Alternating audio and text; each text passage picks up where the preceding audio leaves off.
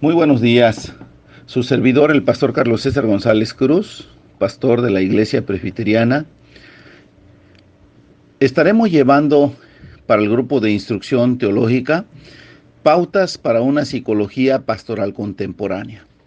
La justificación de este estudio es la siguiente. Comienzo con estas interrogantes. ¿Ha llegado a su casa después de un día arduo de trabajo y en ese momento se encuentra frente a usted una enorme lista de pendientes pospuestos? ¿Ha hecho planes y organizado su tiempo para poner en orden sus cosas y se da usted cuenta que por más que luche tratando de ser ordenado, alguna cosa o algunas cosas ya no tomará usted en cuenta? Estos tiempos nos están rebasando.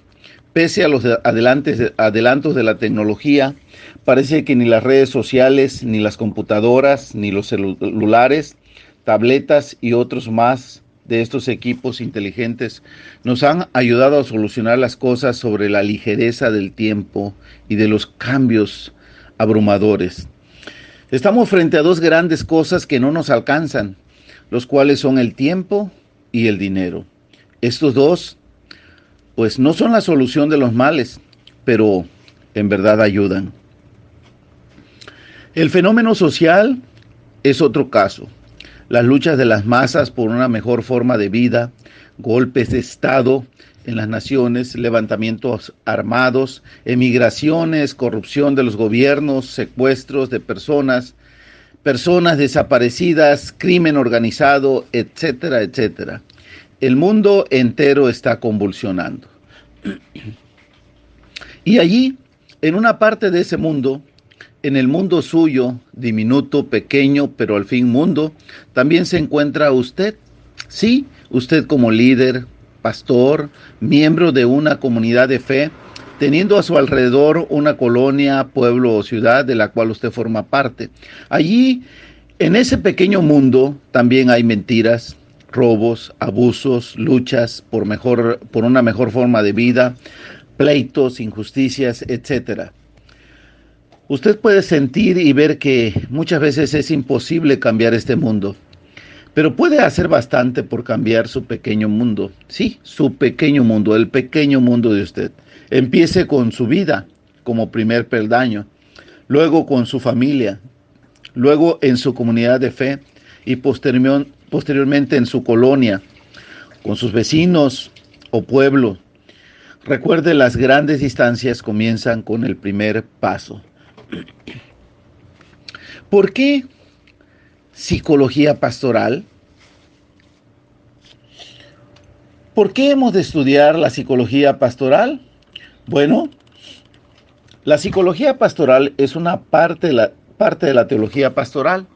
Sí, parte de la teología pastoral que procura dar otras herramientas a la pastoral y al liderazgo para mayor efectividad en el desempeño del sagrado ministerio que tenemos.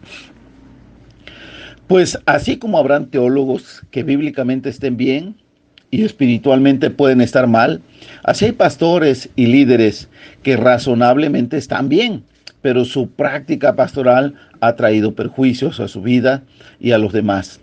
Por eso dice un dicho: si el plan no funciona, no hay que cambiar el plan. Hay que cambiar el plan. Si el plan no funciona, hay que cambiar el plan, pero no la meta. Las formas, no el fondo. A esto le llamamos elasticidad. La elasticidad para modificar es necesaria en todo pastor o líder. A esa actitud de elasticidad para modificar formas y modos que tienen que ver con la conducta y el comportamiento le llamamos nosotros prudencia. Usted ha escuchado de eso, ¿verdad? El hermano o hermana o el pastor es muy prudente. Pues esa elasticidad de conducta y comportamiento que puede moverse por ahí y que le llamamos prudencia o táctica pastoral, sabiduría, también le podemos llamar psicología pastoral. El término aún no está bien relacionado con la contemporaneidad de la iglesia, pues aún no vemos con buenos ojos a la psicología, y quizás esto se deba a que no la hemos entendido o la hemos entendido mal. Bueno, los resultados son los mismos. Lamentablemente también algunos grandes hombres, entre comillas, han tenido una mala experiencia con psicólogos y han expresado su opinión generalizando. Y a esto podemos decir que no se puede juzgar a un regimiento por una mala actitud, por la mala actitud de un soldado, y tampoco se debe tumbar un panal por una avispa que te picó. ¿Hay malos pastores? ¿Hay malos médicos? ¿Hay malas personas? ¿Hay malos psicólogos? Claro, claro que sí, pero no todos son iguales. Vuelvo con el siguiente audio. Su servidor, el pastor Carlos César González, pastor de la Iglesia Presbiteriana para el Grupo de Instrucción Teológica. Muy bien, la psicología es tan solo una herramienta de mucho valor para todas las personas que quieren mejorar primeramente su propia vida. Hay una frase que recordamos siempre de el filósofo Sócrates. Dice esta frase: conócete a ti mismo. Y esta frase o esta expresión de Sócrates, conócete a ti mismo, es un principio para la psicología. Un estudiante de la psicología es un buen observador de la conducta y del comportamiento. Haciendo estos cambios, los líderes, los pastores, podremos tener mejores alcances y mejores resultados que favorezcan nuestra relación y nuestra meta en el desempeño de nuestro ministerio. Así que, querido hermano que nos escucha, pastor, líder o laico o miembro de una iglesia, deseo que recuerde que quien se atreve a enseñar nunca debe dejar de aprender. Espero ser su amigo en este breve camino de la reflexión en estas 2 semanas del curso Pautas para una psicología pastoral contemporánea, con su servidor, el pastor Carlos César González. Solo a Dios la gloria, siervo de Cristo, presbítero Carlos César González Cruz. Muy bien, pasamos a esta parte. ¿Qué estudia la psicología? Bueno, la psicología estudia los fenómenos psíquicos.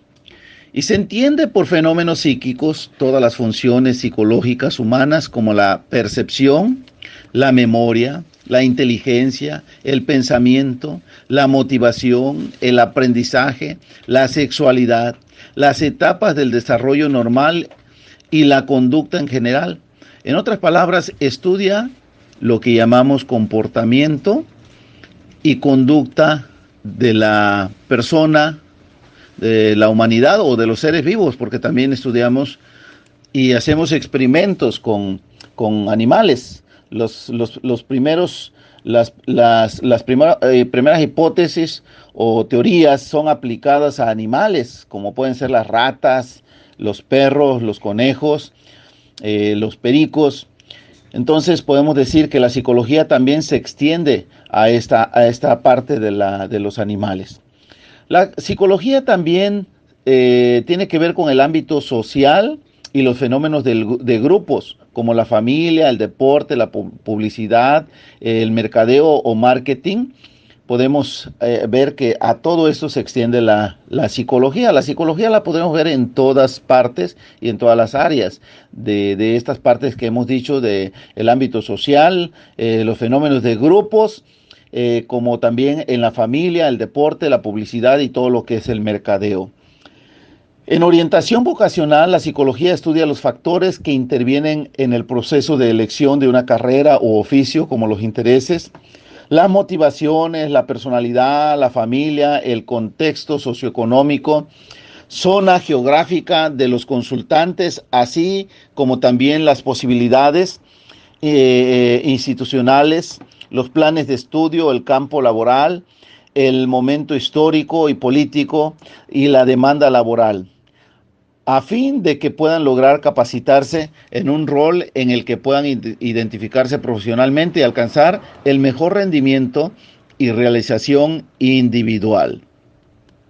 Para el beneficio para beneficiar con su participación la sociedad.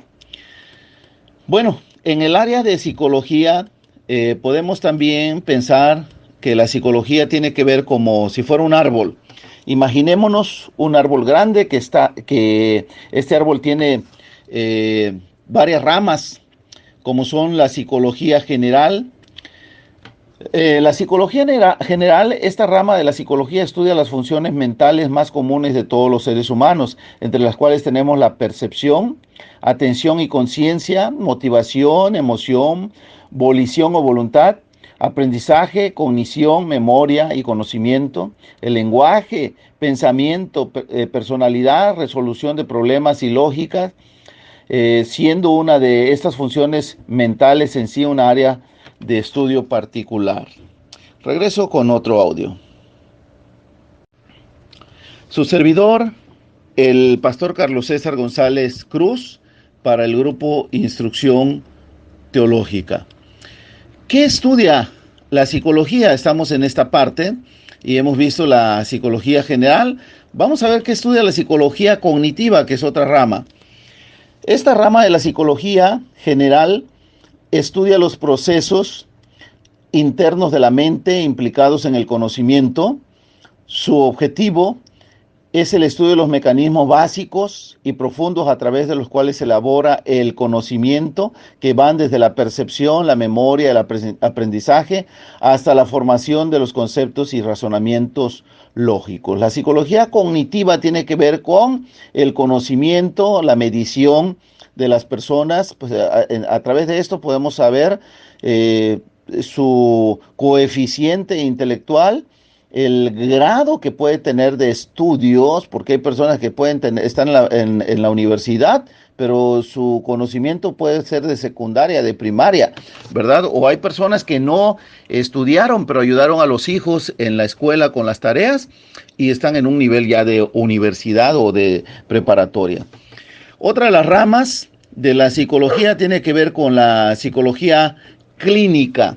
La psicología clínica se encarga del estudio de los trastornos mentales. Por medio de ella se realizan la evaluación, el diagnóstico, prevención y tratamiento de personas con afección mental de algún tipo. Hay diversas escuelas para esta rama de psicología, como la conductista, la constructivista, la psicoanalista y la gestal, entre otras. La psicología clínica posee especializaciones como es la sexología, la cual persigue ayudar al individuo a resolver problemas relacionados con la sexualidad desde una perspectiva psicológica. Bueno, la psicología clínica entonces analiza desde este enfoque clínico algunos problemas, ¿verdad?, severos de vamos a decirle, mentales, que tienen que ver con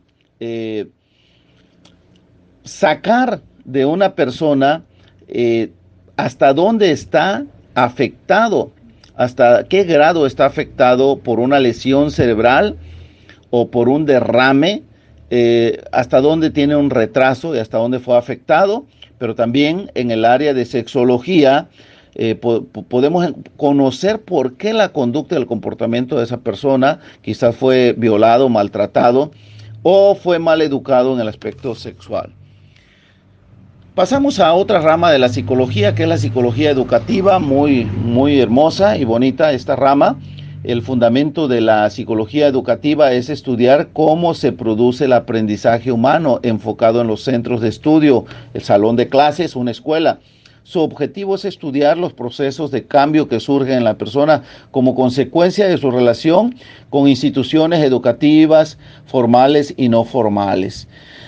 Aquí en esta área hemos de saber que la evaluación del pedagogo, la forma de poder medir los conocimientos obtenidos a través de un curso bimestral, semestral o anual, el examen no solamente evalúa al educando, sino también al maestro que pudo transmitir sus conocimientos. La psicología educativa hace esa mediación y muchas veces el problema no es el educando, sino es el educador. Aplíquelo esto a sus clases de escuela dominical o pastores que predican. Y nos llevamos mucho tiempo, pero no hay un cambio, una evolución en aquella gente que siempre está oyendo. ¿Cuál es la razón? Habría que cambiar algunos métodos de enseñanza, técnicas educativas, etcétera. Eso estudia la psicología educativa. Luego pasamos a otra área que es la psicología familiar, que es el área de un servidor. El objetivo de la psicología familiar es estudiar a las familias como un sistema en el cual se analizan comportamientos, respuestas emocionales y patrones de comunicación entre todos los miembros del grupo familiar, buscando siempre ayudar a mejorar las relaciones de pareja o los problemas de los padres con los hijos, así como en los casos de adicción, enfermedad psicológica o de algunos miembros, alguno de los miembros. Regreso con otro audio. Estoy en la psicología familiar y quise dedicarle otro poquito de tiempo porque es el área de su servidor, aparte de la psicología general que estudia uno, clínica y todo. La psicología tiene especialidades y la especialidad mía es en el área de familia. Y es muy interesante porque en la labor pastoral trabajamos no solamente con personas aisladas, con personas que tienen realmente un contacto con alguien. Es decir, si vamos a trabajar con un niño, ese niño tiene papá y tiene mamá. Si vamos a trabajar con un señor que se está acercando a la iglesia, seguramente él tiene esposa y tiene hijos. Si se acerca una mujer a nuestra iglesia y vamos a trabajar y vamos a compartir el evangelio con ella, seguramente esa señora tiene marido y también tiene hijos. Así es que el radio se amplía y se puede ayudar mucho a una familia. Una madre que se acerca para que se le apoye con oración a su hijo que tiene adicción, no solamente se puede tomar a esa persona que tiene adicción, sino a toda la familia para orar por ellos, para darles algunas cosas de cambio, porque vamos a decir, el adictivo, alcoholismo y droga, regularmente no trabaja. ¿Quién le provee los recursos? Y a veces por lástima, un miembro de la familia está proveyendo los recursos. Entonces, esa es la oportunidad para poder de alguna forma poner ciertos candados. Entonces, su servidor es psicólogo con especialidad en familia y sistémico. Y me gusta mucho esto porque aquí agarramos a toda la familia. Bueno, pasamos a otra área de la psicología, que es la psicología organizacional. La psicología laboral o psicología organizacional es una ciencia perteneciente a la psicología que estudia el comportamiento humano en el contexto de trabajo desde una perspectiva individual, grupal y organizacional para mejorar el rendimiento y la productividad, así como impulsar el desarrollo personal y la calidad de vida de los empleados. Si en su centro de trabajo tiene una persona tóxica, puede contaminar a todos. Pero si tiene un proactivo, pro quiere decir a favor, ese proactivo puede mejorar mucho el ambiente de trabajo y avanzar y desarrollar. Y entonces, qué bueno si es usted, ¿verdad? Pero también puede ser que en una organización o centro de trabajo, o de partido político o iglesia, también puede ser que haya una persona tóxica y puede ser el líder. Entonces también de aquí viene abajo, se forma otro grupo que puede ser que ante el líder, ante el jefe, se comporte de una forma y yéndose el jefe se comporte de otra forma. Puede ser proactivo o puede ser tóxico el grupo. Eso estudia la psicología organizacional. Vamos a la psicología social. La psicología social como rama de la psicología general o de la psicología. El fin de esta psicología social es el estudio de cómo los pensamientos, comportamientos y sentimientos de las personas son influidos por otra persona. Es decir, estudia los fenómenos sociales con el objetivo de descubrir las leyes que rigen la convivencia. Busca investigar a las organizaciones sociales con el fin de descubrir patrones de comportamiento de los individuos, de los roles y de las instituciones que influencian su conducta. La psicología comunitaria es un derivado de la psicología social y tiene como objetivo la investigación e intervención de los problemas que afectan las comunidades específicas y colectivos de las personas. Vea usted, su servidor vive en el estado de Quintana Roo. en la ciudad de Cancún, en la nación mexicana. Yo todos los días escucho noticias, veo el periódico, me interactúo y relaciono con las personas de la comunidad, sean políticos, sean trabajadores, etcétera. Y entonces yo sé cómo está mi país y mi nación, yo sé los problemas, pero muchas naciones pueden recibir información ya tergiversada de periodistas con otros intereses o de otras naciones con otros intereses. Y ahí está donde muchas veces dicen que nadie conoce el fondo de la olla, sino la cuchara. Entonces los problemas de México los conocemos los mexicanos, los problemas de Venezuela los venezolanos, problemas del Uruguay, de Salvador, de Guatemala. La gente conoce desde su lugar de origen.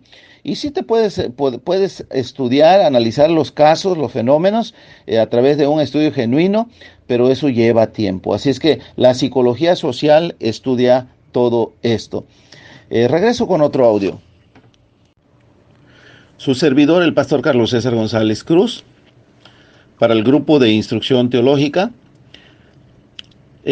Vamos a entrar a esta área de la psicología, otra rama, que es la psicología normal. Su estudio se basa en los patrones inusuales de comportamientos, emociones y pensamientos, y que pueden o no estar relacionados con enfermedades mentales de mayor importancia. La base que se utiliza para detectar estos patrones es el comportamiento normal, el cual varía por distintas condiciones tales como la geografía, la cultura, entre otras, por lo que la psicología normal se nutre de otras ramas de la psicología, tales como la psicología del desarrollo, la psicología social y la psicología laboral para establecer patrones de normalidad. Es decir, podemos entender una persona que viene de un rancho, una persona que viene de un pueblo, que llega a una ciudad, que convive, que puede entrar a un restaurante de lujo. Podemos comprender que a veces hay un complejo de inferioridad.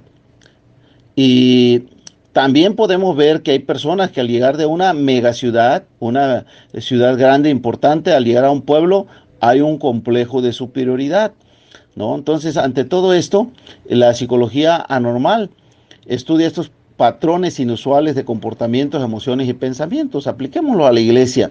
Hay personas que tienen un comportamiento de superioridad, complejo de superioridad, complejo de inferioridad, ¿verdad? Hay personas que se creen dueños, que se creen sabios, que para ellos nadie les va a enseñar.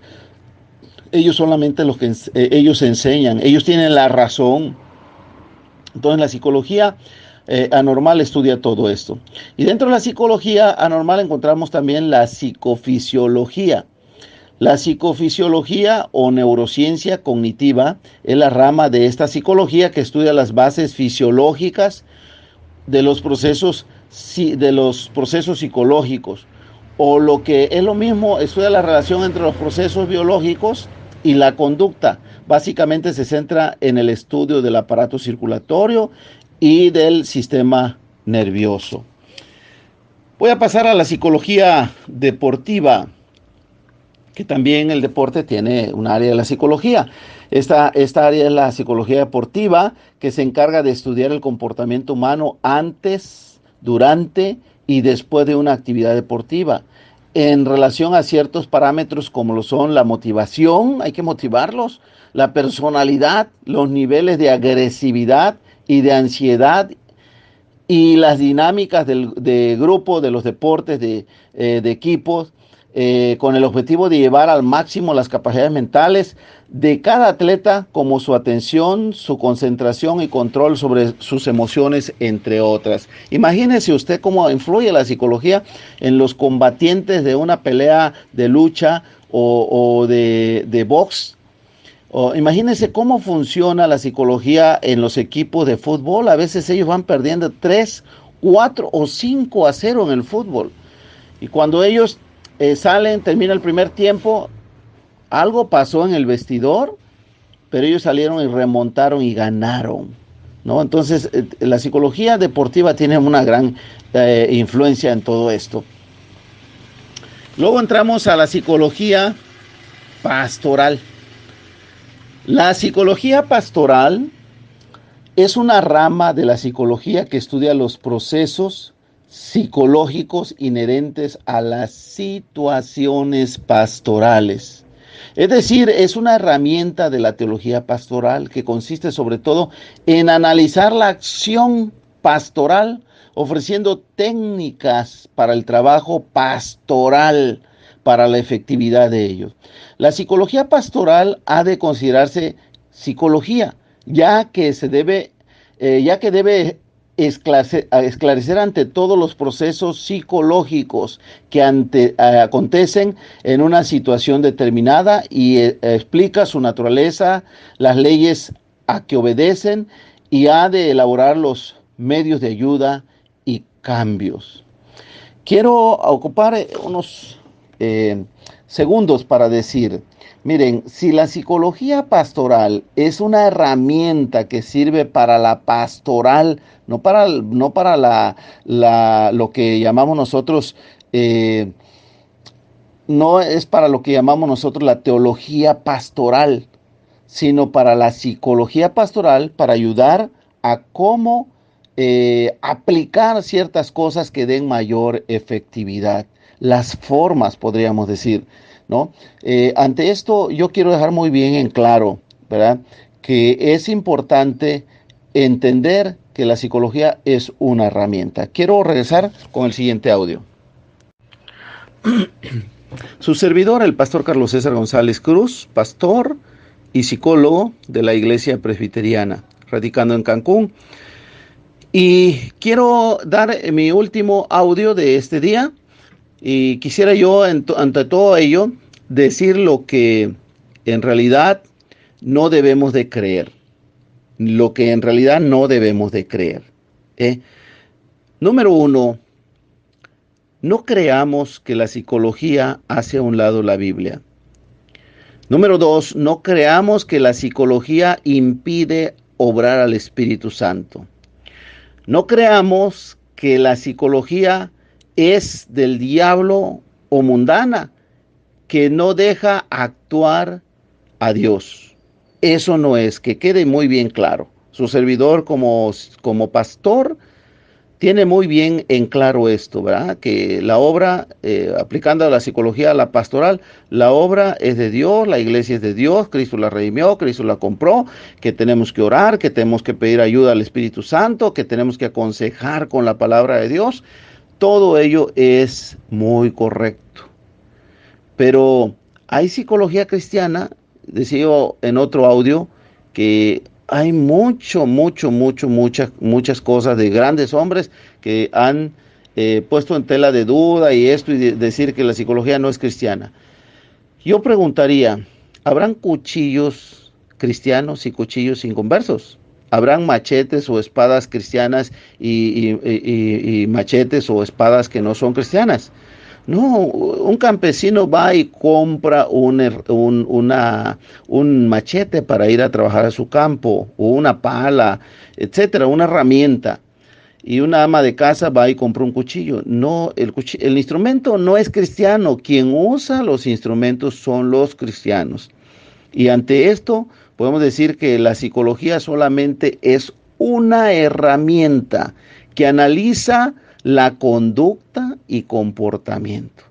Y ante la pastoral es importantísimo que el pastor tenga esta herramienta de psicología pastoral, porque sabe que sus miembros, sus líderes, que la iglesia, no todos son iguales, no todos responden iguales, no todos miran iguales, no todos piensan iguales, no todos son iguales, todos son diferentes. Y entonces hay que trabajar con todos ellos para que se perfeccione el Señor, para continuar la obra en ellos. Y ante todo esto es muy importante ver la psicología como una herramienta que nos ayude a trabajar.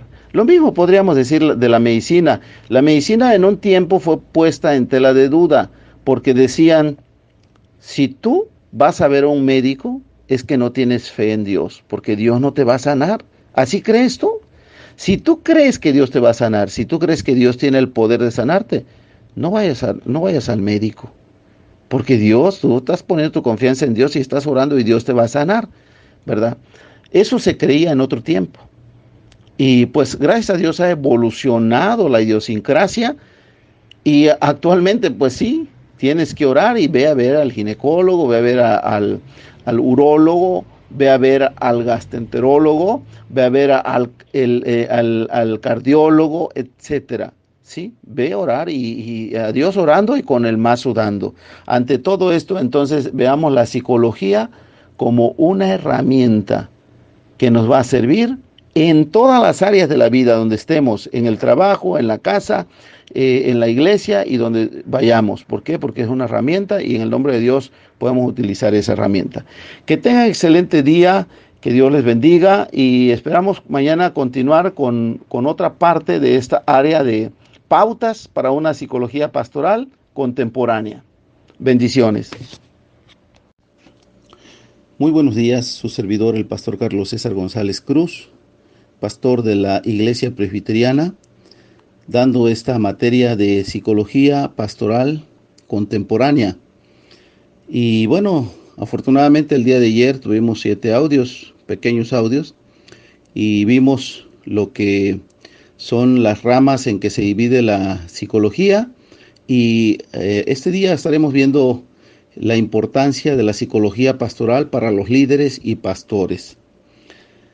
Leeré una porción de la palabra de Dios en Efesios 4 del 11 al 16, que dice así: Y él mismo constituyó a unos apóstoles, a otros profetas, a otros evangelistas, a otros pastores y maestros, a fin de perfeccionar a los santos para la obra del ministerio, para la edificación del cuerpo de Cristo, hasta que todos lleguemos a la unidad de la fe y del conocimiento del Hijo de Dios, a un varón perfecto, a la medida de la estatura de la plenitud de Cristo, para que ya no seamos niños fluctuantes, llevados por doquiera de todo viento de doctrina, por estratagema de hombres que para engañar emplean con astucia las artimañas del error, sino que siguiendo la verdad, en amor crezcamos en todo aquel que es la cabeza, esto es Cristo, de quien todo el cuerpo bien concertado y unido entre sí por todas las coyunturas que se ayudan mutuamente, según la actividad propia de cada miembro, recibe su crecimiento para ir edificándose en amor. Puse en estas pautas algunas letras en negritas, como son para la edificación del cuerpo de Cristo, hasta que todos lleguemos a la unidad de la fe y del conocimiento del Hijo de Dios, a un varón perfecto a la medida de la estatura de la plenitud de Cristo, para que ya no seamos niños fluctuantes, llevados por doquiera de todo viento de doctrina. Y la otra parte, sino que siguiendo la verdad en amor, crezcamos en todo aquel que es la cabeza. Y la última parte es para edificar, para ir edificándose en amor. El trabajo en la obra del Señor es grande. Está inconcluso hasta la venida de nuestro Salvador Jesús. Todos nosotros estamos inconclusos. No hay iglesias perfectas, ni pastores perfectos. Y los que por gracia estamos dentro de la obra del Señor y dentro de su iglesia, no debemos de olvidar, sino recordar siempre que venimos de allá afuera, del mundo. Y de donde venimos éramos, dice la palabra de Dios, lo peor. Así dice Pablo en Corintios 1 Corintios 1, 26 al 31. Pues mirad, hermanos, vuestra vocación, que no sois muchos sabios según la carne, ni muchos poderosos, ni muchos nobles, sino que lo necio del mundo escogió Dios para avergonzar a los sabios, y lo débil del mundo escogió Dios para avergonzar a lo fuerte, y lo vil del mundo y lo menospreciado escogió Dios, y lo que no es para deshacer lo que es, a fin de que nadie se jacte en su presencia. Y continúa Pablo diciendo: mas por él estáis vosotros en Cristo Jesús, el cual nos ha sido hecho por Dios sabiduría, justificación, santificación, redención, para que, como está escrito, vean ustedes la actitud, El que se gloría, gloríese en el Señor. Los pastores hemos de entender que no pastoreamos ángeles. El ministerio al cual el Señor nos ha llamado es un ministerio no para pastorear ángeles, sino seres humanos caídos, personas pecadoras a las cuales la gracia divina ha traído a nuestras iglesias. Ellos son el gran proyecto de Dios. El peor de los llamados de Dios puede ser uno de los más grandes hombres de fe y misión divina. La iglesia es presentada en la Biblia con varias figuras. Y vamos a aprender de estas figuras.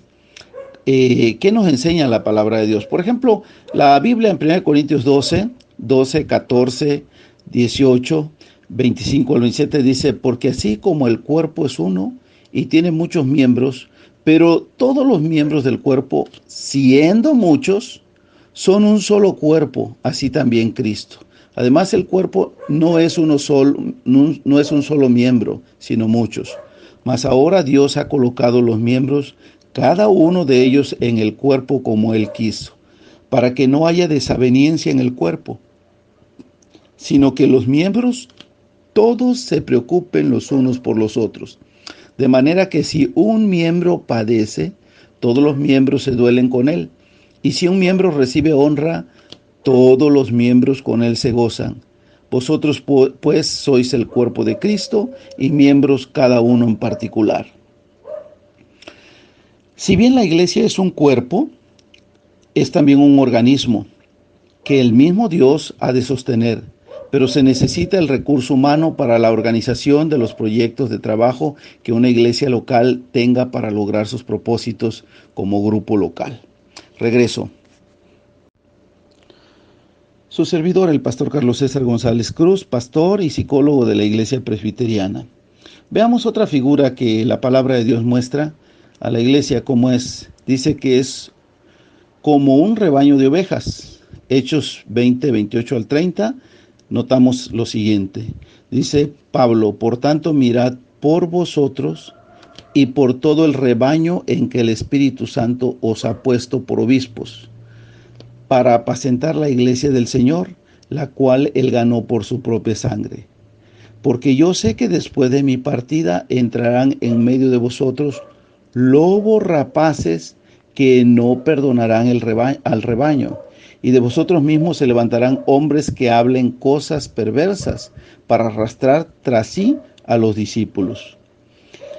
Si la iglesia es un rebaño, se necesita pastores para cuidar el rebaño de Dios, alimentar las ovejas, curarlas y ver su reproducción. Una iglesia que no está saludable es una iglesia enferma, y una iglesia enferma. Una iglesia enferma a los demás.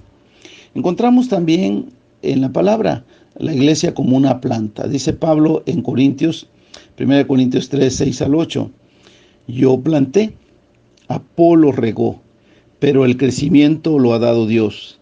Así que ni el que planta es algo, ni el que riega, sino Dios que da el crecimiento.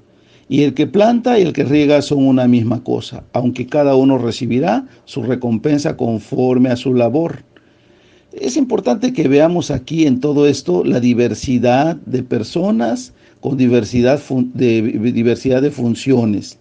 Entonces, aquí en esta parte de la iglesia como planta, la iglesia es una planta, los pastores, líderes, miembros, etc. Trabajamos como si estuviéramos en un inmenso campo, preparando la tierra, sembrando la semilla, cultivando la planta, cosechando y haciendo todo lo que se requiere para alcanzar los propósitos de Dios. También la palabra de Dios pone a la iglesia como un edificio. 1 Corintios 3, del 9 al 15, dice así: porque nosotros somos colaboradores de Dios, y vosotros sois labranza de Dios, edificio de Dios. Conforme a la gracia de Dios que me ha sido dada, yo como perito arquitecto puse el fundamento, y otro edifica encima. Pero cada uno mire cómo sobreedifica, porque nadie puede poner otro fundamento que el que está puesto, el cual es Jesucristo. Y si sobre este fundamento alguno edificare oro, plata, piedras preciosas, madera, heno, hojarasca. La obra de cada uno se hará manifiesta, porque el día la declarará, pues por el fuego será revelada, y la obra de cada uno, cada cual sea, el fuego la probará. Si permaneciere la obra de alguno que sobreedificó, recibirá recompensa. Si la obra de alguno se quemare, él sufrirá pérdida, si bien él mismo será salvo, aunque así como por fuego. Vosotros también, como piedras vivas, sed edificados como casa espiritual y sacerdocio santo, para ofrecer sacrificios espirituales aceptables a Dios por medio de Jesucristo. Entonces acá se habla como la iglesia como un edificio, y en un edificio podemos decir, pues bien, todos aquellos que nos hemos dedicado al ministerio sabemos que estar frente a la iglesia no es nada fácil. Trabajar con personas siempre es una tarea complicada. Y si el Señor te llamó a este ministerio, debes prepararte, independientemente y totalmente válido si egresaste del Instituto BOA. Así me dicen algunos hermanos, ¿verdad? Que respetuosamente algunos laicos no fueron a la iglesia. Y ellos solamente dicen, yo fui al Instituto BOA. ¿Qué es el Instituto BOA? Dicen ellos, yo estoy preparado en el Instituto BOA. Biblia, oración y ayuno. Son las siglas de BOA. Biblia, oración y ayuno.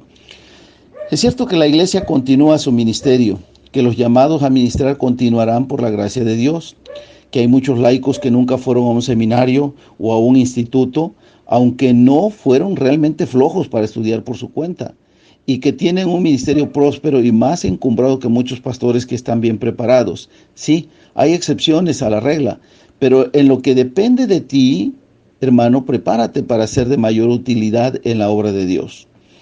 La psicología pastoral es de mucha utilidad para entender y ayudar con mayor eficacia en la iglesia, con los miembros, con las personas que el Señor está trayendo a tu rebaño. Regreso para abordar otro punto, regreso con otro audio. Muy buenos días, su servidor el pastor Carlos César González Cruz, pastor de la Iglesia Nacional Presbiteriana y psicólogo. Vamos a ver este punto sobre la psicología en casos bíblicos. Vamos a tomar algunos pasajes para analizarlos sin hacer una profunda exégesis y hermenéutica. Solamente vamos a ver aquí cómo se mueve el fenómeno psicológico en conducta y comportamiento, tomando en cuenta características propias del lugar, costumbres. Vamos a ver aquí la ley del levirato. Dice la palabra de Dios que en la Biblia se menciona esta parte del levirato: cuando hermanos habitaren juntos y muriere alguno de ellos y no tuviere hijo la mujer del muerto, no se casará fuera con hombre extraño. Su cuñado se llegará a ella y la tomará por su mujer y hará con ella parentesco, y el primogénito que ella diere a luz sucederá en el nombre de su hermano muerto, para que el nombre de éste no sea borrado de Israel.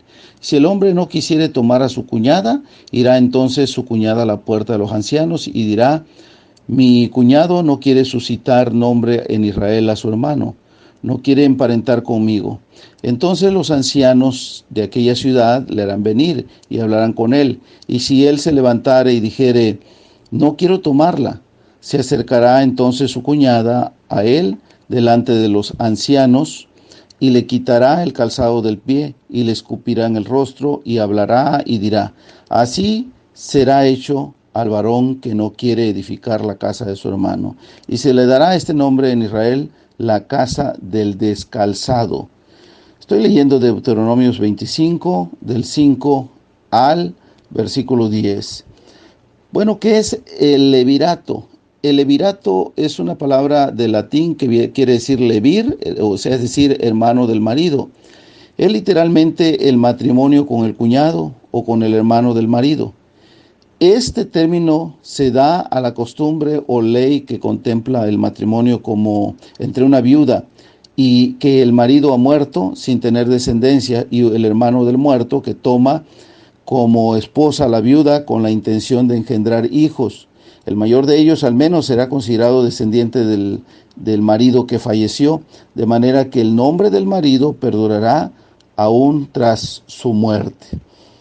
Es una parte de la ley que se encuentra en la palabra de Dios. Deuteronomio 25 del 5 al 10 se establece esta ley, la ley del levirato. Pero planteemos un caso. Si ustedes gustan, pueden abrir su Biblia en Génesis 38 y ahí vemos un caso. Dice la palabra de Dios: aconteció en aquel tiempo que Judá se apartó de sus hermanos y se fue a un varón adulamita que se hallaba en Hira, y vio allí a la hija de un hombre cananeo, el cual se llamaba Súa, y la tomó y se llegó a ella, y ella concibió y dio a luz un hijo, y llamó su nombre Concibió otra vez y dio a luz un hijo, otro, llamó su nombre Onán, y volvió a concebir y dio a luz un hijo, otro hijo, y llamó su nombre Sela, y estaba en Kesib cuando dio a luz. Después Judá tomó mujer para su primogénito la cual se llamaba Tamar, y el primogénito de Judá, fue malo ante los ojos de Jehová, y le quitó Jehová la vida. Entonces Judá dijo a Onán: llégate a la mujer de tu hermano, y despósate con ella, y levanta descendencia a tu hermano. Es decir, aquí se está aplicando la ley del levirato. Y sabiendo Onán que la descendencia no había de ser suya, sucedía que cuando se llegaba a la mujer de su hermano, vertía en tierra por no dar descendencia a su hermano. Y fue malo ante los ojos de Jehová, y le quitó Jehová la vida. Y Judá dijo a Tamar, su nuera: quédate viuda en casa de tu padre hasta que crezca Sela, mi hijo, porque dijo: no sea que muera él también como sus hermanos. Y Tamar se fue y estuvo en la casa de su padre. Pasaron muchos días y murió la hija de Súa, mujer de Judá. Después Judá se consoló y subía a los trasquiladores de sus ovejas en Timnat, él y su amigo Hira el adulamita. Fue dado aviso a Tamar diciendo: he aquí, tu suegro sube a Timnat a trasquilar sus ovejas. Entonces se quitó ella los vestidos de su viudez, se cubrió con un velo y se arrebozó y se puso a la entrada de Naim, junto al camino de Timnat, porque veía que había crecido Sela, y ella no era dada a él por mujer. Y la vio Judá y la tuvo por ramera, porque ella había cubierto su rostro, y se apartó del camino hacia ella y le dijo: déjame ahora llegarme a ti, pues no sabía que era su nuera. Y ella dijo: ¿qué me darás por llegarte a mí? Él respondió: te enviaré del ganado un cabrito de las cabras. Y ella dijo: dame una prenda hasta que lo envíes. Entonces Judá dijo: ¿qué prenda te daré? Y ella respondió: tu sello, tu cordón y tu báculo que tienes en tu mano. Y él se los dio y se llegó a ella, y ella concibió de él. Luego se levantó y se fue, y se quitó el velo de sobre sí, y se vistió las ropas de su viudez. Y Judá envió el cabrito de las cabras por medio de su amigo el adulamita, para que éste recibiese la prenda de la mujer, pero no la halló. Y preguntó a los hombres de aquel lugar diciendo: ¿dónde está la ramera de Enaim junto al camino? Y ellos le dijeron: no ha estado aquí ramera alguna. Entonces él se volvió a Judá y dijo: no la he hallado. Y también los hombres del lugar dijeron: aquí no ha estado ramera. Judá dijo: tómeselo para sí, para que no seamos menospreciados. He aquí, yo he enviado este cabrito y tú no la hallaste. Y sucedió que al cabo de 3 meses, fue dado aviso a Judá, diciendo: Tamar tu nuera ha fornicado, y ciertamente está encinta a causa de las fornicaciones. Y Judá dijo: sacadla y quemadla, y sea quemada. Pero ella, cuando la sacaban, envió a decir a su suegro: del varón cuyas son estas cosas estoy encinta. Y también dijo: mira ahora de quién son estas cosas, el sello, el cordón y el báculo. Entonces Judá los reconoció y dijo: más justa es ella que yo, por cuanto no la he dado a Sela mi hijo. Y nunca más la conoció. Regreso con otro audio. Su servidor, el pastor Carlos César González Cruz, pastor de la Iglesia Presbiteriana y psicólogo. Estamos llevando este curso sobre psicología pastoral. Estamos analizando el capítulo 38 del libro de Génesis en cuanto a la ley del levirato. Vemos ahí algunas características de personalidad en cuanto a la psicología. Bueno, vamos a ver aquí en este capítulo 38 algunos problemas de conducta. Número 1, el hijo de Judá. Dice la Biblia, fue malo ante los ojos de Jehová y Jehová le quitó la vida. No hay más información, solamente que fue malo ante una conducta perversa, malévola, pervertida, no sabemos qué más, pero fue malo ante los ojos de Dios y Dios le quitó la vida. Luego dice que Onán, su hermano que le iba a levantar descendencia, también dice que fue malo ante los ojos de Dios y Dios le quitó la vida. Parece que fuera un estribillo ahí, ¿verdad? Conductas perversas, malas de los hijos de Judá. Ahora entremos a ver el personaje Judá. Judá dijo a Tamar su nuera, quédate viuda en casa de tu padre hasta que crezca Sela mi hijo. Y añade la Biblia, porque dijo, como si dijera entre sí, no sea que muera él también como sus hermanos. Hay una psicosis de pánico, de miedo de Judá que piensa quedarse sin hijos, como si esta mujer fuera la que matara a los hijos. ¿Y para qué le voy a dar el último, verdad? Independientemente de que es un niño, ¿para qué lo va a matar? Veamos la psicosis de Judá. Quédate viuda en casa de tu padre, le dice, hasta que crezcas él a mi hijo, porque dijo, no sea que muera, él también como sus hermanos. Y la corre prácticamente de la casa de él. Esta mujer es un peligro, pensaría Judá, va a acabar con todos mis hijos. ¿Podríamos imaginarnos la personalidad de Tamar? ¿Podríamos pensar en la tristeza de esta mujer, viuda de 2 hombres, que ahora también es corrida de la casa de su suegro? ¿Podemos nosotros ver la lucha que hay en ella por justicia, para tener lo que por ley le pertenece, al grado de hacerse pasar? Ella después, posteriormente, se hace pasar por una prostituta, exponiéndose a morir por fornicaria, porque recordemos las leyes que había de lapidación para una mujer fornicaria. Pero ella va en busca precisamente de esta justicia social. Observemos la conducta legalista también de Judá cuando le notifican, Tamar, tu nuera, ha fornicado. Y ciertamente está encinta a causa de las fornicaciones. ¿Quiénes serían esos chismosos que agrandaron el hecho de que esta mujer había cometido hechos de fornicación, no solamente con una persona, sino tal vez con muchos, prostituyéndose? Y la conducta legalista de Judá es decir, sáquenla y sea quemada. Podemos notar aquí y subrayar en este pasaje qué temperamento y carácter tendría Tamar. Ella se ha arriesgado, pero ha logrado lo que quería. Es decir, ser madre y tener un descendiente que no sea ya de su primer esposo, sino del mismo padre de la tribu de Judá. Recuerden que Judá tuvo 3 hijos y los 2 primeros murieron. Entonces ahora Tamar se hace pasar por una prostituta y concibe del propio Judá. Desde ese fondo ha de entenderse esta moralidad, entre comillas, de Tamar.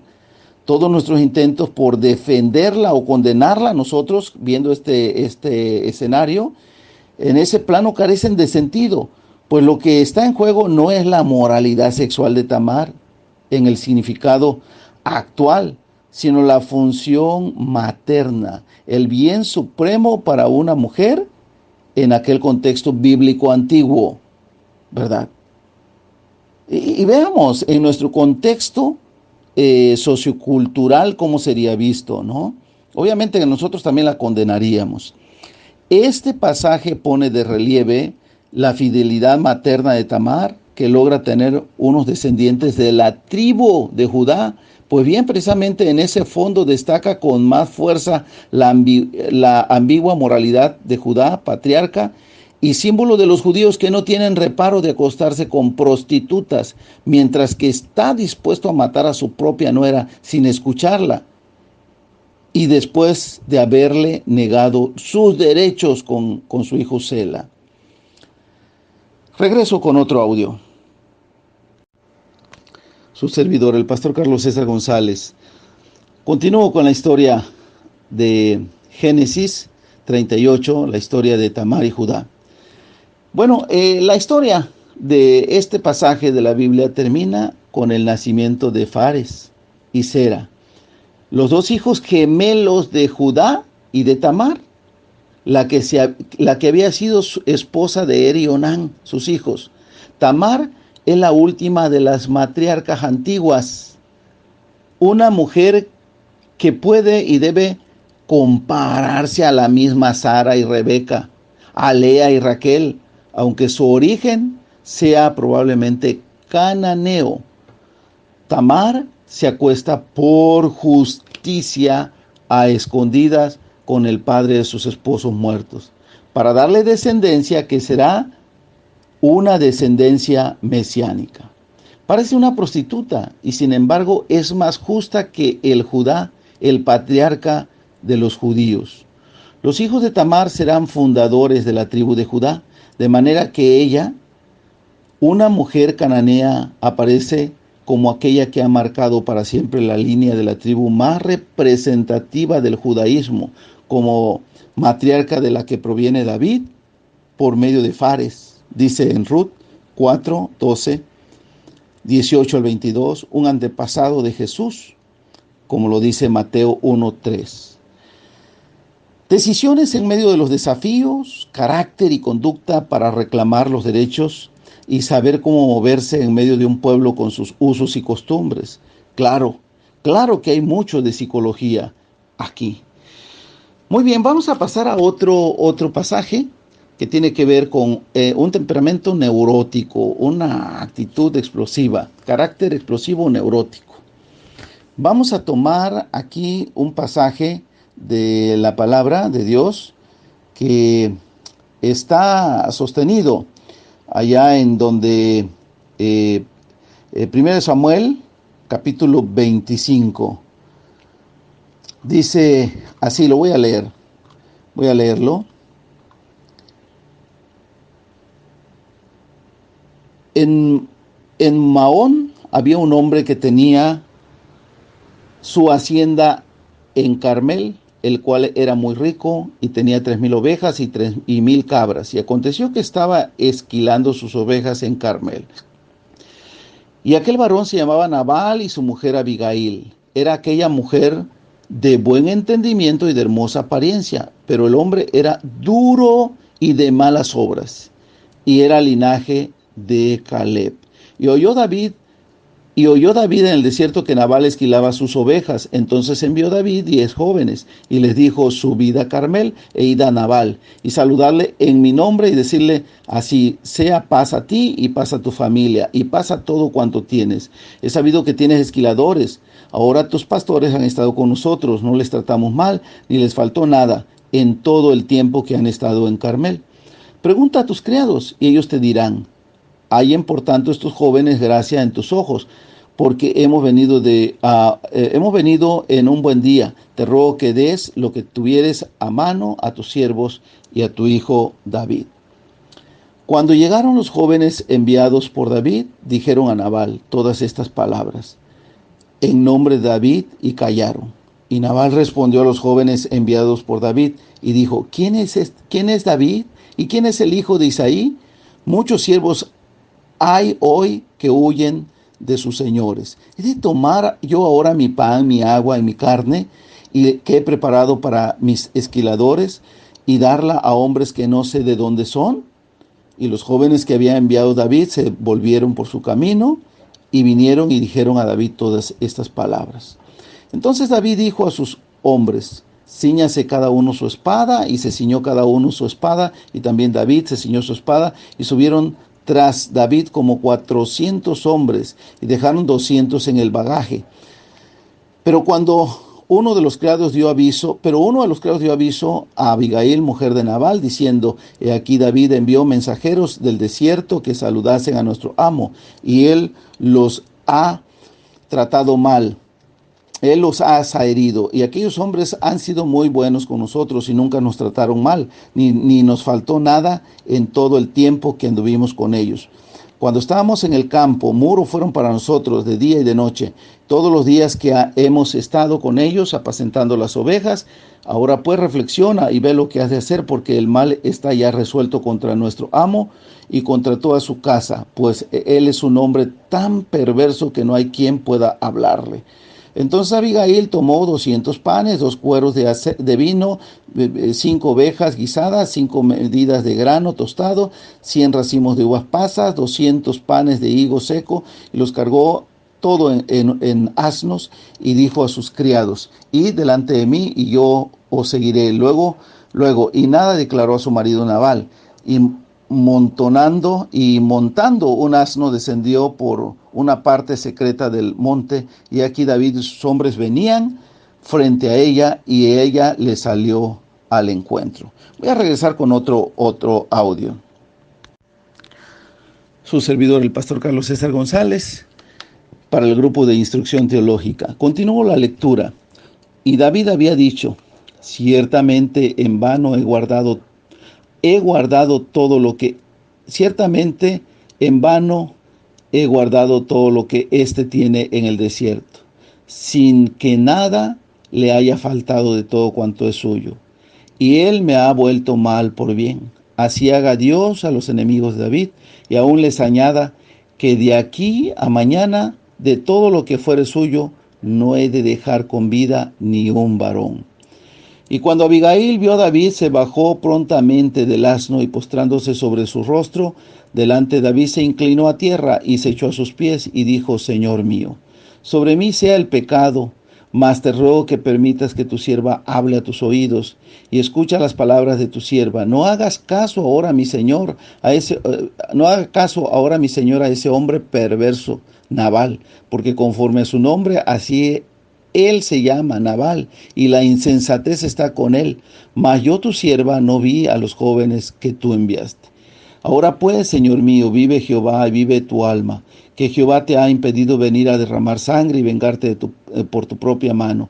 Sean pues como Nabal tus enemigos y todos los que procuran mal contra mi Señor.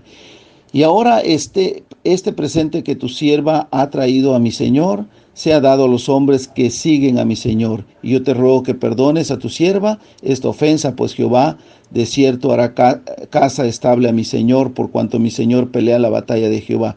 Y mal no se ha hallado en ti en tus días.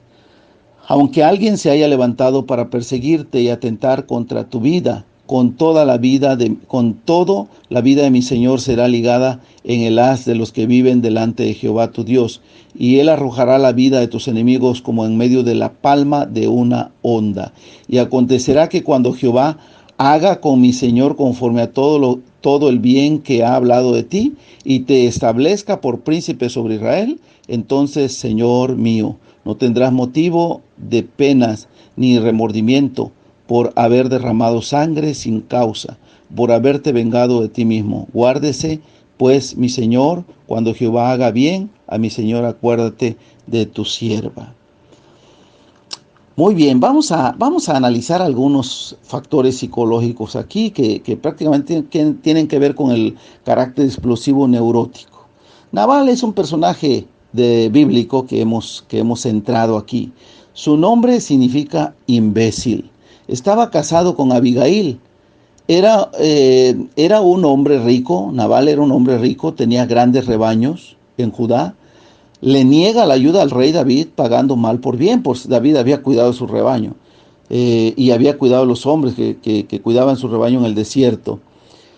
Se salva de morir por la espada gracias a la prudencia de su mujer, pero días más tarde muere, probablemente de un infarto o derrame cerebral, presa de su insensatez.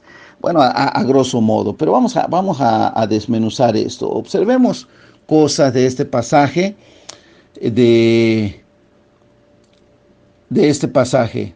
Dice la Biblia.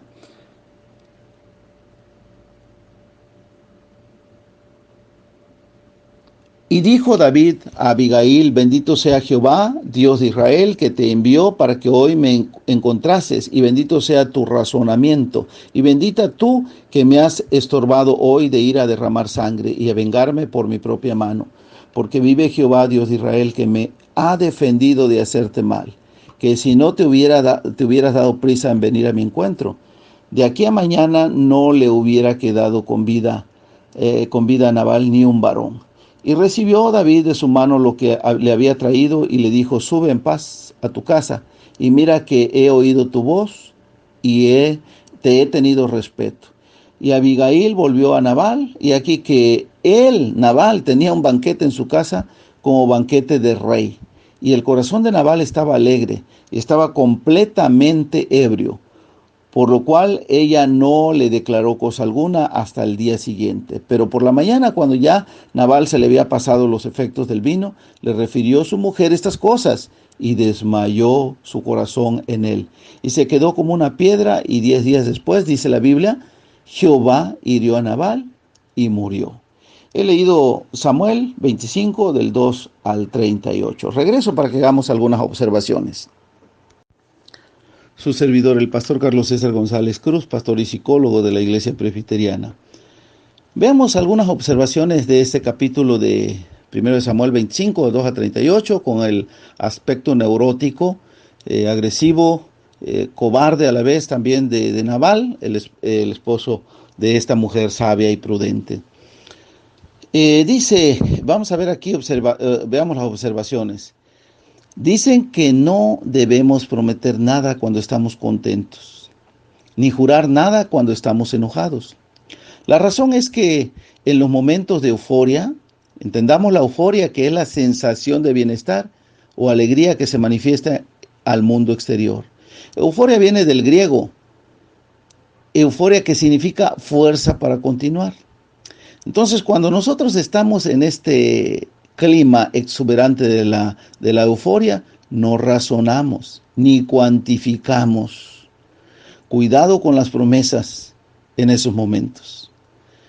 Lo mismo nos sucede cuando estamos airados, furiosos, iracundos, indignados, rabiosos, enfadados, irritados, coléricos. Es lo mismo, ¿no? Nuestra mente es cegada para dimensionar los estragos que se ocasionarán. Por eso decimos: cuidado con lo que juramos en estas emisiones. Cuidado, no juremos nada cuando estamos enojados, ni prometamos nada cuando estamos eufóricos, llenos de alegría. Pues todos los seres humanos tenemos algo de extrovertido e introvertido. Los temperamentos colérico, sanguíneo, melancólico, flemático están en nosotros, prevaleciendo uno de ellos. El temperamento es innato, pero puede ser educado. El temperamento educado forma el carácter. Es decir, en base al medio ambiente, cultura, ética, moralidad y forma de ser, el temperamento que tengamos es educado para formar el carácter. Así es que vamos a analizar el pasaje de la Biblia y los personajes. En este pasaje encontramos una hacienda. Nabal es el dueño, y su nombre de Nabal significa imbécil. Él es muy rico, pero es imbécil o estúpido. El hombre, dice la Biblia, era duro y de malas obras, y era del linaje de Caleb, dice el versículo 3. Qué contraste, ¿no? Usted puede ver que Caleb fue un guerrero. Es uno juntamente con Josué, que fueron a explorar la tierra prometida y volvieron con entusiasmo. Y ya cuando encontramos a fines del libro de Josué, Caleb le pide a Josué un monte para ir a conquistarlo. Prácticamente Caleb era un hombre guerrero. Parece que este hombre Nabal tenía algo de eso, pero Caleb era un hombre de Dios. Caleb conocía bien la palabra y era un hombre de fe. Este hombre carecía de eso, por eso era un tonto o imbécil. Podemos ver que Este descendiente conserva el temperamento, pero mal educado. Nabal miente cuando dice, ¿quién es David? ¿Quién es el hijo de Isaí? Muchos siervos hay hoy que huyen de sus señores. ¿He de tomar yo ahora mi pan, mi agua y la carne que he preparado para mis esquiladores y darla a hombres que no sé de dónde son? Dice los versículos 10 al 11. Pero sí sabía en realidad Nabal quién era David. Infiero esto porque su esposa sí sabía quién era. Sus criados también. Es poco probable que Nabal no supiera. Sin embargo, veamos su temperamento. Él niega. Pues bien, veamos otra cosa. Pues este hombre es tan perverso, dice uno de sus siervos, pues él es un hombre tan perverso que no hay quien pueda hablar. Un hombre colérico, agresivo, de los que no puedes hablar porque ellos siempre tienen la razón, según el versículo 17, ¿verdad? Era también un alcohólico, porque dice así mismo también, he aquí que él tenía banquetes en su casa. Cuando regresa su esposa de su encuentro con David, regresa y ve a su marido con un banquete en su casa, como banquete de rey. Y el corazón de Nabal estaba alegre y estaba completamente ebrio. Entonces era un alcohólico, según el versículo 36. Era un cobarde también. Su cobardía lo escondía en ese carácter colérico. Por la mañana, cuando ya Nabal se le habían pasado los efectos del vino, le refirió su mujer estas cosas y desmayó su corazón en él y se quedó como una piedra. Detrás de ese carácter, de ese temperamento agresivo, fuerte, impositivo, se escondía una actitud cobarde, como cuando los gatos, ¿verdad? Un perro se le para enfrente, el gato se esponja, queriendo presumirle al perro que está más grande de lo que aparenta, ¿verdad? Por eso hemos de recordar aquella frase que dice, perro que ladra no muerde. La gente que alardea es la gente más cobarde. Y encontramos también, bueno, voy a regresar con otro audio para no hacerlo grande. Su servidor, el pastor Carlos César González Cruz, pastor y psicólogo de la Iglesia Presbiteriana. Abigail, podemos ver que es la esposa de Nabal. En este relato se dice que Abigail es la esposa de Nabal. Nabal, el tonto, el imbécil. Ella es su mujer.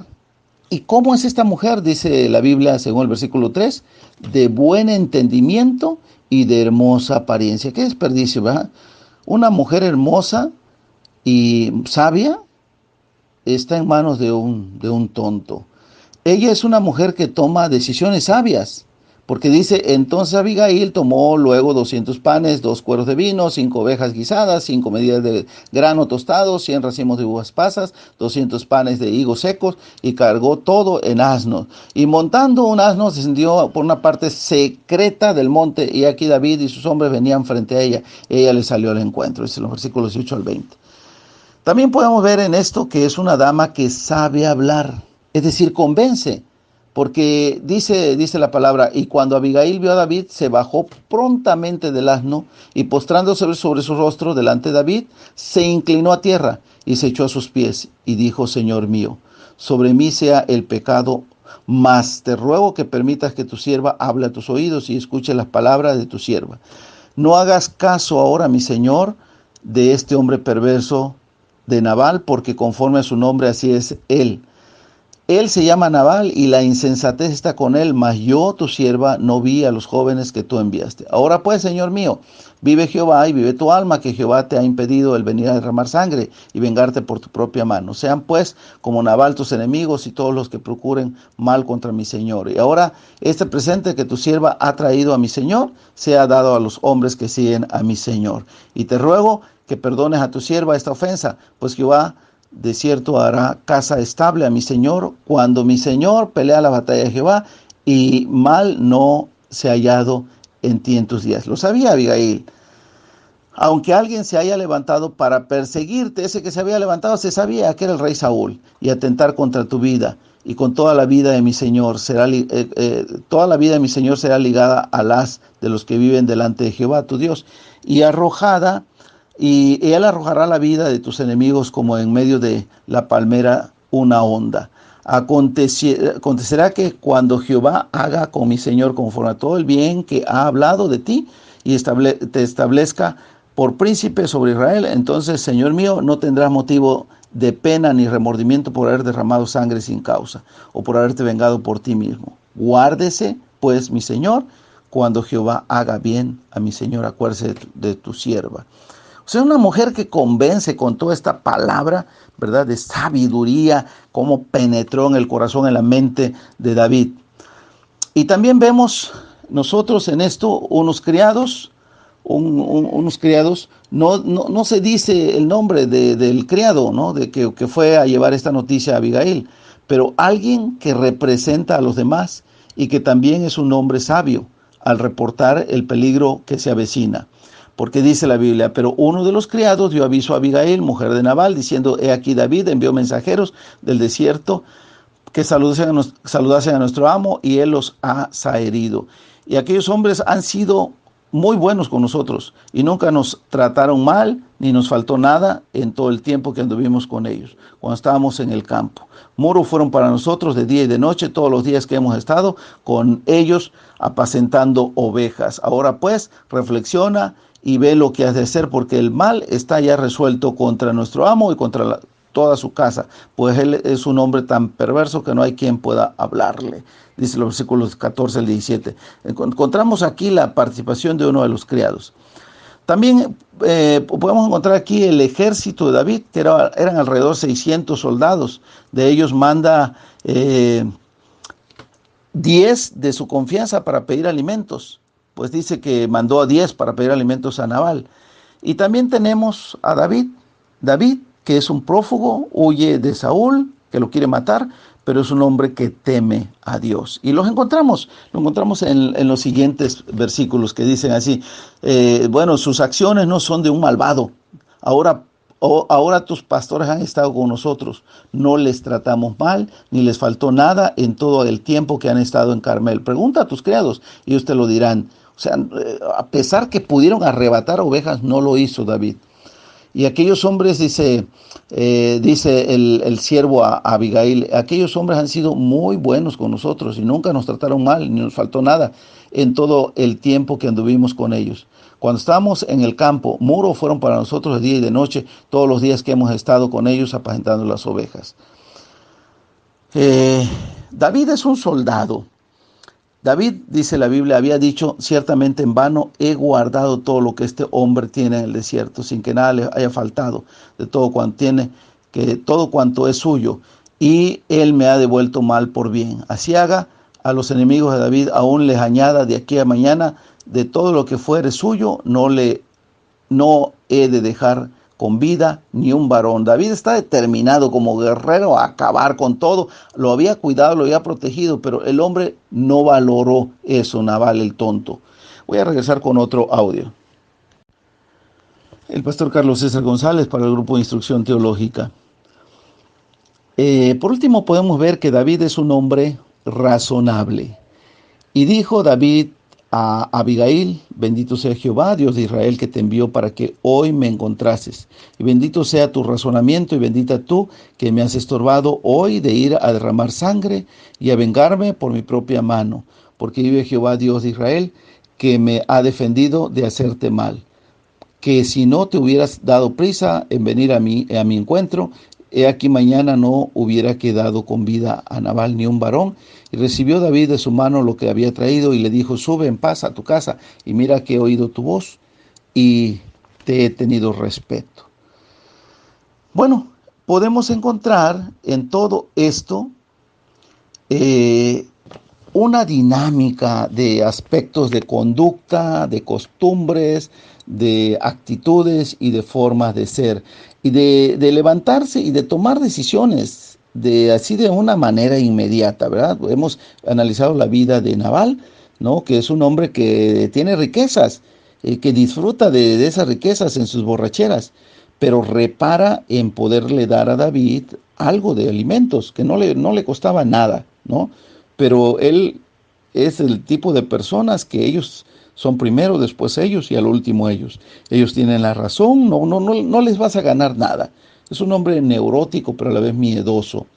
Lo bueno de Nabal es su esposa que es una mujer virtuosa, que se levanta, que hace, para la espada que viene, ¿verdad? Y por qué el siervo fue con ella, porque sabía el siervo que ella era una mujer con esas actitudes.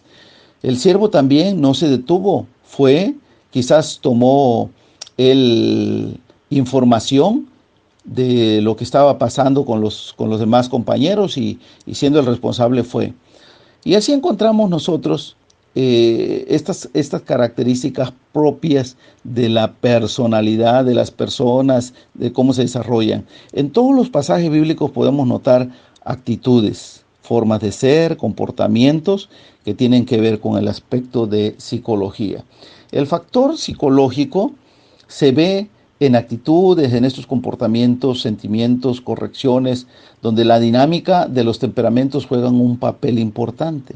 Así podríamos exponer diversos pasajes de la Biblia, como por ejemplo Juan 4, el diálogo de Jesús con la mujer samaritana, el contexto de la rivalidad entre judíos y samaritanos, la mujer que ha tenido 6 maridos, ¿verdad? Más 5 maridos más el hombre con quien vive, el pozo de Jacob, que es un lugar de disputa, la actitud de los discípulos, el personaje Jesús, la situación cuando trae a la mujer, podemos ver todo esto, cómo se mueven las dinámicas de la caracterología de las personas. Y entonces, en este diálogo de Jesús con la mujer samaritana, podemos ver hasta dónde penetra la pregunta de Jesús cuando le dice, ve y llama a tu marido. Y ella se da cuenta que es una mujer que ha confiado en hombres, porque en realidad un marido es un gran sostén. Pero esos maridos no han sido lo suficiente para ellas, la han abandonado, se han muerto o algo ha pasado, pero ese sostén ha desaparecido, ¿verdad? Algunas personas han pensado que en realidad no se trataba de maridos, personas. Algunos comentaristas han dicho esto, pero me gusta cuando se comenta de esto, que en realidad no eran las naciones a donde habían sido llevados cautivos, los persas, los medos, los babilonios, todos ahora el imperio romano que estaba ahí, que habían sido para ellos de alguna forma su sostén. Ellos habían aprendido sus idiomas, habían aprendido también, habían conocido de sus dioses, pero ahora esta mujer está precisamente frente al Hijo de Dios, Jesús, el personaje Jesús, y la búsqueda de ese monte. Nosotros sabemos que en este monte, pero ustedes dicen en Jerusalén, hay que adorar a Dios, y las palabras de Jesús hay que adorarlo en espíritu y en verdad. Todo eso juega una dinámica de profundidad en la mente, en el alma, genera reacciones de carácter, ¿verdad? Y todo ello, por eso podemos saber nosotros que la psique, de donde viene la palabra psicología, es agitada, como cuando agitamos nosotros una soda o un refresco, ¿verdad? Que viene embotellado, lo agitamos, miles de partículas ahí convulsionan y están, y si lo abrimos erupcionan. Entonces también ante cosas que vienen a los seres humanos, hay una erupción de sus emociones, hay una actitud, hay una reacción, a toda acción hay una reacción. Y los personajes bíblicos podemos verlos reaccionando también con una actitud psicodinámica. Muy bien, con esto quiero concluir yo esta participación de este día y les deseo lo mejor para este día. Dios les bendiga. Primeramente Dios, mañana daré otra parte de esta pautas para pautas de psicología pastoral contemporánea. Bendiciones.